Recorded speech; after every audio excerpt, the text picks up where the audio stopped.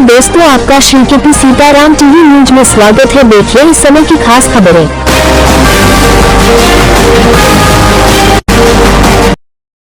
खुर्जा क्षेत्र को सशक्त बनाने के लिए सर्वांगीण विकास किया जाएगा।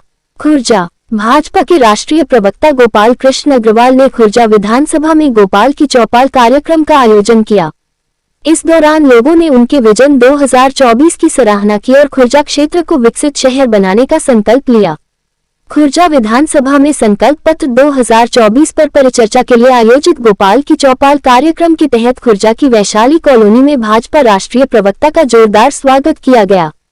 इस दौरान उन्होंने मेरी सरकार मेरा अभिमान के तहत अपने विजन डॉक्यूमेंट मैनिफेस्टो 2024 को क्षेत्र की आम जनता और समाज के प्रबुद्धजनों के बीच रखा। गोपाल कृष्ण अग्रवाल ने कहा कि खुर्जा विधानसभा क्षेत्र की समृद्धि के प्रति हम प्रतिबद्ध हैं। हम यहाँ के समुदाय की मुख्य जरूरतों को जानते हैं। मेरे दौरे के दौरान निवासियों के साथ हुई बातचीत और परामर्शों के आधार पर हमने क्षेत्र की समृद्धि की योजना बनाई है। कार्यक्रम के दौरान गोपाल कृष्ण अग्रवाल ने अपने विजन डॉक्यूमेंट मैनिफेस्टो को जनता के सामने रखा। ग्रामीण विकास पर फोकस करते हुए गांव का विकास, ग्रामीण सड़कों का विकास, किसानों का विकास, दुग्ध सहकारी आंदोलन समेत विधानसभा क्षेत्र को विकसित बनाने के उद्देश्य से अपने विजन से क्षेत्र की जनता को अवगत कराया। जनता ने भी गोपाल कृष्ण अग्रवाल के विजन को सराहा, साथ ही गोपाल कृष्ण अग्रवाल के संकल्प का साथ देने का वादा भी किया। इस दौरान गोपाल कृष्ण अग्रवाल ने कहा कि विकास की योजना हमारी प्रतिबद्धता दर्शाती है, जो खुर्जा विधानसभा क्षेत्र की विभिन्न आवश्यकताओं को पूरा करने और सभी निवासियों के जीवन को सुधारने के लिए है। इससे पूर्व राष्ट्रीय प्रवक्ता गोपाल कृष्ण अग्रवाल खुर्जा स्थित अग्रवाल धर्मशाला पहुंचे, जहां से वह कबाड़ी बाजार, विंध्यावाला चौक, सर्राफा बाजार, बजाजा बाजार, विसायत खाना, स्टेट बैंक वाली गली, ककराला, सवाराम चौकी पर जनसंपर्क किया। जनसंपर्क के दौरान राष्ट्रीय प्रवक्ता का भाजपा कार्यकर्ताओं ने स्वागत किया। प्रदीप पंडित, खुर्जा। इस विश्व में विश्व गुरु बने और हम उसी ओर सफलता की ओर चल भी रहे हैं, बढ़ भी रहे हैं। आप देख रहे होंगे जब सपा सरकार यहां थी तो कैसा अराजकता का माहौल था। हमारी बहन बेटियां सुरक्षित नहीं थी, हम खुद सुरक्षित नहीं।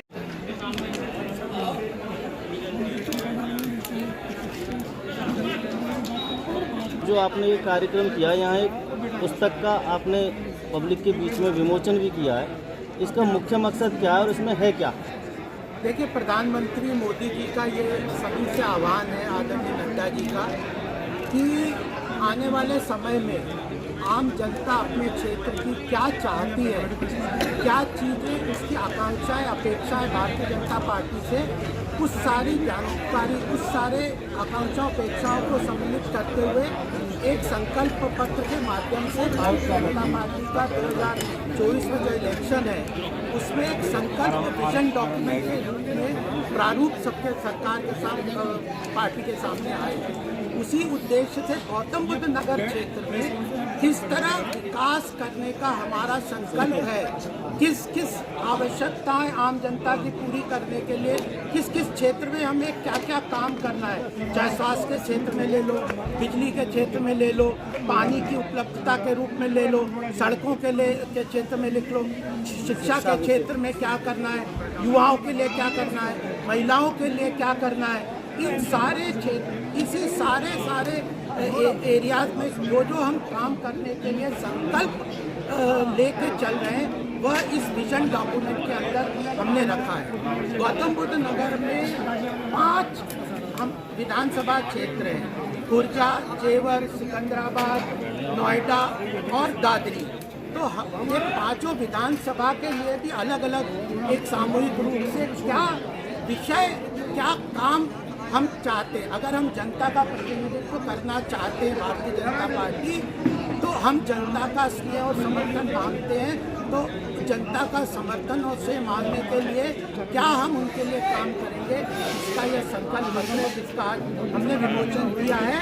और एक गौतम बुद्ध नगर के लिए तो अलग है, केवल खुर्जा के क्षेत्र के लिए क्या करेंगे उसके बारे में भी इस पत्र के माध्यम से हम इस डॉक्यूमेंट संकल्प पत्र के सामने, जनता के सामने रख रहे हैं, ताकि जो जवाबदेही जो जनप्रतिनिधि की होनी चाहिए, उस जवाबदेही को सुनिश्चित करने के लिए हम ये करेंगे। अच्छा, जैसे 10 वर्ष से लगातार यहाँ पे बीजेपी के ही सांसद हैं, तो जैसे जगह जगह देखने को विरोध हो रहा है, क्या कमी रही पार्टी ने समीक्षा की है या कैंडिडेट चेंज करेंगे, कुछ ऐसा है? देखिए, ये तो केंद्रीय नेतृत्व का काम है। ये जो हम सीटों 2024 में मोदी जी का हाथ मजबूत करना है, योगी जी का हाथ मजबूत करना है।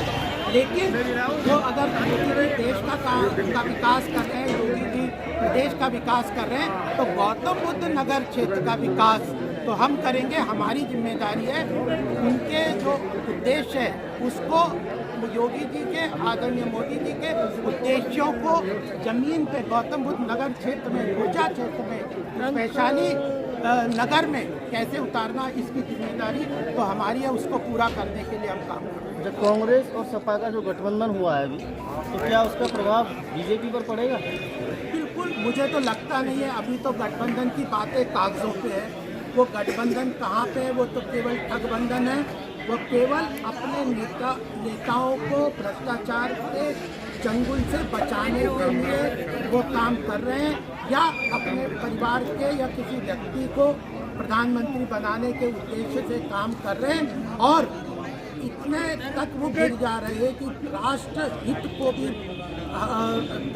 खत्म करने के लिए, या उसको भी खत्म करने की वो चिंता नहीं करते।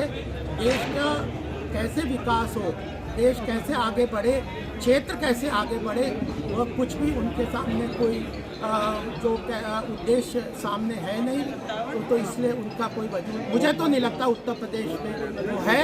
हम लोग 50% प्लस के ऊपर काम करने का वोटर के रूप में जनसंपर्क कर रहे हैं।